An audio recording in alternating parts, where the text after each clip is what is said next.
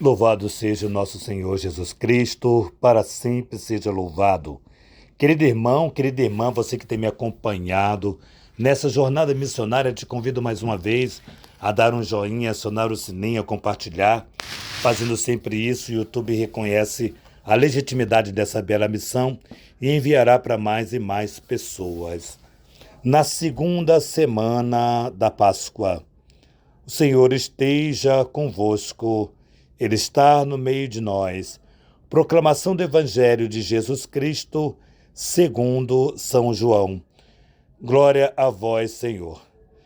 Naquele tempo, Jesus foi para o outro lado do mar da Galileia, também chamada Tiberíades. Uma grande multidão o seguia, porque via os sinais que ele operava a favor dos doentes. Jesus subiu ao monte, sentou-se ali e com os seus discípulos, estava próximo da Páscoa, a festa dos judeus, levantou os olhos e vendo que uma grande multidão estava vindo ao seu encontro, Jesus disse a Filipe: onde vamos comprar pão para esse povo comer? Disse isso para pô-lo à prova, pois ele mesmo sabia muito bem o que fazer. Filipe respondeu: nem 200 moedas de prata bastariam para dar um pedaço de pão a cada um. Um dos discípulos, André, o irmão de Simão Pedro, disse: está aqui um menino com 5 pães e um cevado de peixe. Mas o que é isso para tanta gente? Jesus disse: fazei sentar as pessoas. Havia uma relva naquele lugar e lá se sentaram aproximadamente 5.000 homens, sem contar crianças e mulheres. Jesus tomou os pães, deu graças, distribuiu-os aos que estavam sentados, tanto quanto queriam, e fez o mesmo com os peixes. Quando todos ficaram satisfeitos, disse Jesus aos discípulos: recolhei os pedaços que sobraram para que nada se perca. Recolheram os pedaços e encheram 12 cestos, com as sobras dos 5 pães deixadas pelos que haviam comido. Vendo os sinais de Jesus tinha realizado, aqueles homens exclamaram: este é verdadeiramente o profeta, aquele que deve vir ao mundo. Mas quando notou que queriam levá-lo para proclamá-lo rei, Jesus retirou-se de novo, sozinho, para o monte. Palavra da salvação. Glória a vós, Senhor. Interessante a provocação de hoje desse evangelho, a provocação grandiosa está exatamente para mim nesses 2 partes aqui. Primeiro,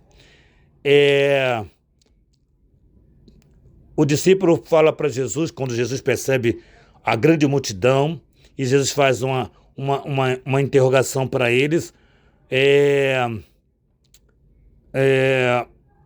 Tanta gente para comer, né? E aí o discípulo diz: mas como vamos alimentar? Nem 200 moedas de pratas daria para dar de comer a tanta gente. E depois o outro vem com a mesma questão. Olha, tem aí um menino que tem 2 pães e 5 peixes, ou 5 pães e 2 peixes. Ele diz: mas o que é isso para tanta gente? Então você percebe o seguinte aqui. Muitas vezes nós vamos para Jesus dizendo assim: olha, só tenho isso, mas a minha família é grande. Só tenho isso, mas só tenho isso para o retiro. Mas quantas pessoas vieram para o retiro? Nós parece que nós colocamos para o Senhor o problema sem confiar nele, sem acreditar em que ele providencia. O que mais chama atenção na palavra de Deus aqui para mim também, em outro aspecto, é aquele que doa. Aquele menino que doou aqueles pães, aqueles peixes, houve uma generosidade do coração de alguém, e porque houve essa generosidade, Deus, que é misericórdia infinita, não poderia fazer menos. Deus não cansa de nos amar, não cansa de nos amar. É impossível Deus se cansar de nos amar.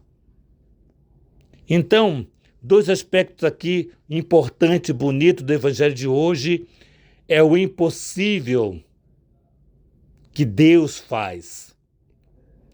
Os discípulos apresentaram as dificuldades dizendo que não daria certo, porque não teria condições, não teria dinheiro suficiente.